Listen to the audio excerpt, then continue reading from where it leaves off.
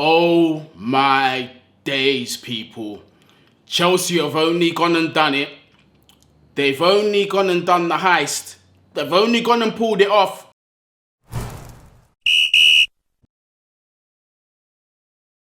What's going on, people, and welcome to Man Knows Football. You're here with myself, Guni, with a video that I was definitely not expecting to make and news that you lot definitely weren't expecting to hear. Fabrizio Romano, over the past 2 hours, has been dropping bombshell after bombshell after bombshell, and obviously it's to do with none other than Chelsea FC. None other than Chelsea FC. Todd Boehly and the board, they like to keep the peoples entertained. And boy, are they doing that. Definitely got my thoughts about this whole situation. Before we get into the main story, make sure you do these things for me because we are this close to getting 15,000 subscribers. And listen, man, it's less than 50 subscribers away. So potentially we can make this happen today. Potentially. Yeah, let's see if you lot will help me out. You've been brilliant so far. Smash that like button as well. Get us up in the algorithm. Leave your thoughts down there in the comments and hit that join button if you want to support the channel further and become a member. Let's get into the main news, and we're going to go through the sequence of events of Fabrizio Romano's tweets because it came out of absolutely nowhere. I'm sitting here minding my business, bantering with a couple of Liverpool fans because they just got patterned 3-0 by Brighton. If you didn't know, yeah, they just got done up same way as we did. Liverpool are in the bin. They're in the mud alongside Chelsea Football Club. Welcome. But listen, man, Romano came out with this first. Exclusive. Chelsea board now in Poland trying to reach verbal agreement with Shakhtar for Mudryk and hijack the deal. Official bid ready close to 100 million euros. Arsenal always been leading the race in talks with Shakhtar after third official bid. Mudryk position is now crucial. So in those tweets, it did state that, Arsenal's still in the driving seat. And we do know how Mudryk has behaved over the past several weeks, several months. Just completely on his knees for the Arsenal transfer to happen. Everything Arsenal this, Arsenal that. Even liking disrespectful tweets towards his current club to get the move to Arsenal. Now, he's done it so many times without any kind of discipline. It's making me think that Shakhtar are actually in on it. Because you can't be liking the nature of the tweets that he's liking to force a move through without some kind of repercussions at a respectable club. And Shakhtar, I'm pretty sure, have some kind of self-respect. Now, that tells me they're thinking 100 million euros is a lot of money. We may never get this for you again. You may never see this money again. So go out there and make this move happen. Push for it. Your football, nothing's going to be affected. That's what I genuinely think has happened here. Yeah, it's just a business move from Shakhtar and it's a business move from Mudryk. But Romano goes on to say, listen, it does spice up. It is spicing up. Exclusive. Chelsea reached an agreement with Shakhtar Donetsk for Mudryk, 100 million euro fee agreed between parties today after the mission. Chelsea now pushing on the players' side as Mudryk priority has always been Arsenal. Arsenal bid remains 95 million euros, add-ons included. Chelsea and Shakhtar have now agreed a fee. They've agreed, they've shaken hands and they said, yes, we will accept this bid. Things are starting to spice up, although the deal's nowhere near done because all that is left is the will of the player. And like I said, Mudryk has been acting crazy for an Arsenal move, right? So, in my opinion, at this point, I'm still like, Arsenal still favourites, although their bid is a little less than ours. Eventually, they're going to match it. They'll agree personal terms, and he's going to be an Arsenal player. Wrong, Guni. Completely wrong. Romano then goes on to say, Mikhailo Mudryk will fly to London in the next hours. Understand he will be in the UK tonight in order to discuss the details. Medical is ready, #CFC.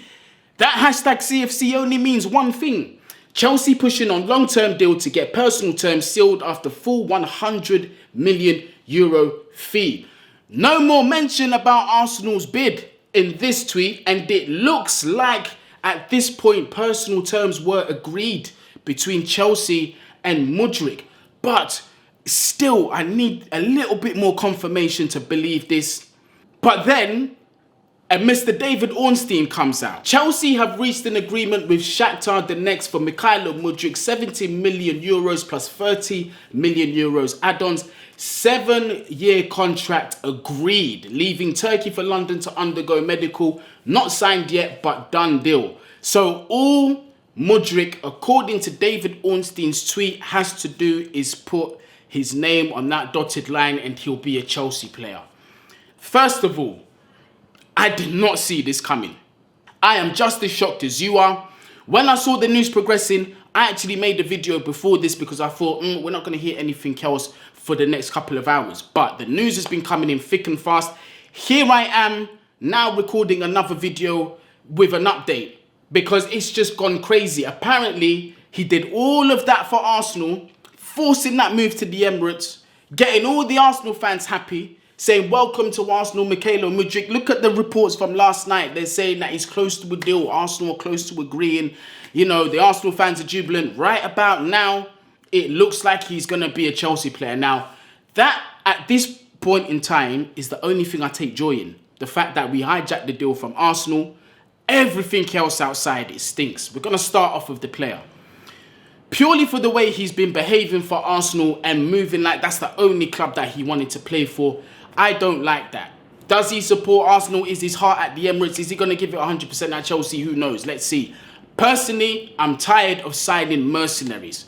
Yeah, I'm tired of it.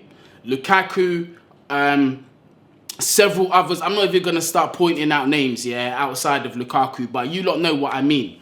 So already off that standpoint, you get me, the begging for Arsenal kind of turned me off, really. I'm not really too keen on that.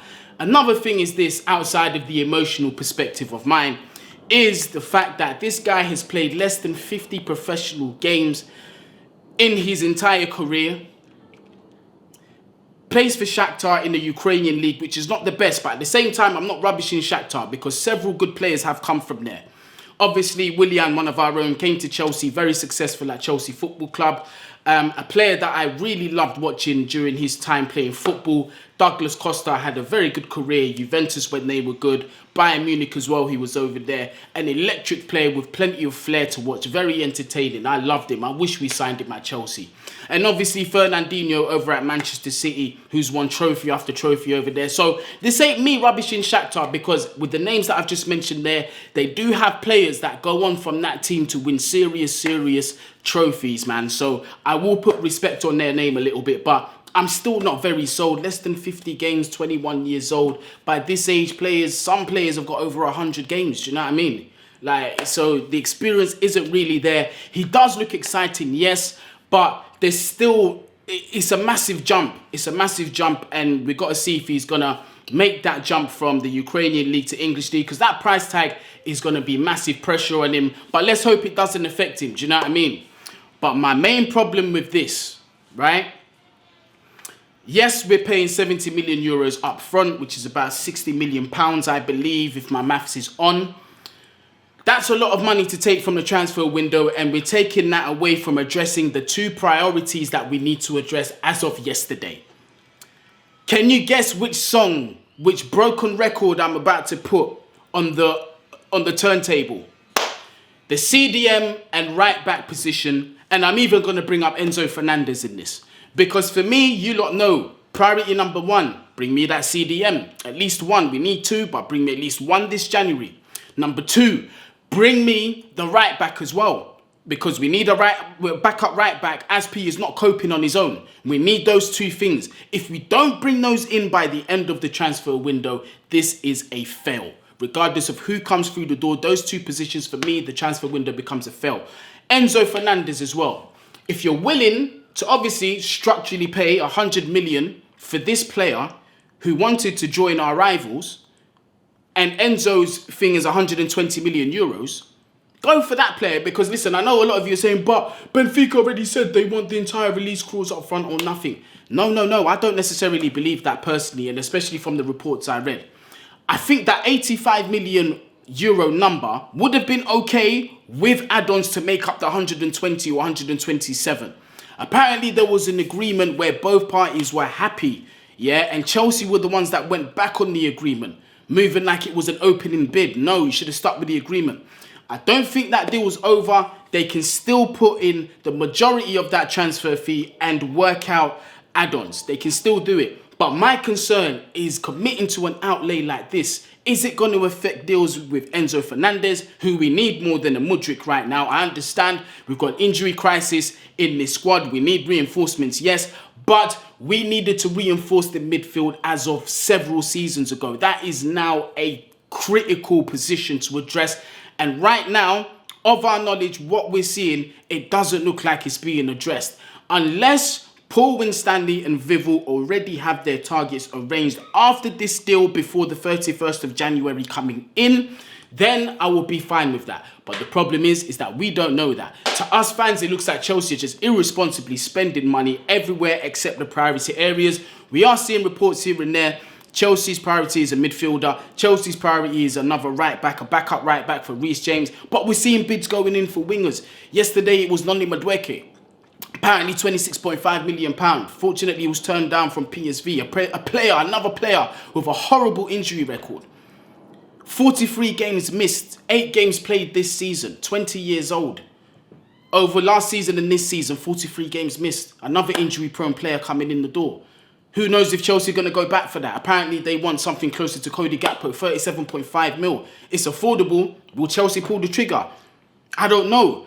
These are the things that are worrying us fans. When are you actually going to start making serious bids for a CDM, a number 6, a right back, Enzo Fernandez? When is this going to happen? Address the key positions we need to address. This one here, it's like I said, the only joy that I take from this, and this is absolutely nothing. It's nothing in the bigger scale of things. It's the fact that we're potentially going to hijack Arsenal, and even there, I don't even know. Because Arsenal might up their bid, Shakhtar might agree that, and while he's mid-air, he might land and get a phone call saying, yeah, boom, we'll match what Chelsea are giving you. They've agreed a fee. And he's going over there. So as of now, while I'm saying this, yeah, because the news does move fast. By the time this is uploaded, he could already be a Chelsea player. Who knows? But the way I see it, I don't know, man. The spending to me is crazy. Unless after this transfer, they have a plan to address the midfield quickly, because we cannot continue to play games with the current options that we have, and you lot know it, right? People, I'm not going to go on for too long. Let me know your thoughts on this just crazy left field transfer that we didn't see coming out of nowhere, right? I mean, obviously we were linked, but it looked like we stepped away after we signed João Felix. Could it be the fact that João Felix is now out for 3 games that we were pressured into this? I don't know. Let me know what you lot think down there in the comments. Are you excited to see Mudryk? From what I hear, is very exciting, but who knows? Let's see how he does in the Prem.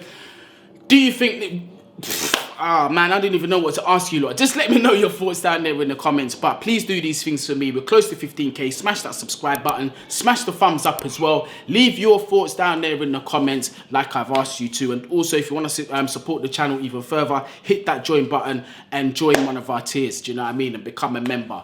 But right about now, it's always up the Chelsea, get me. But Todd Boehly, Christopher Vivel, Paul Winstanley, start addressing priorities.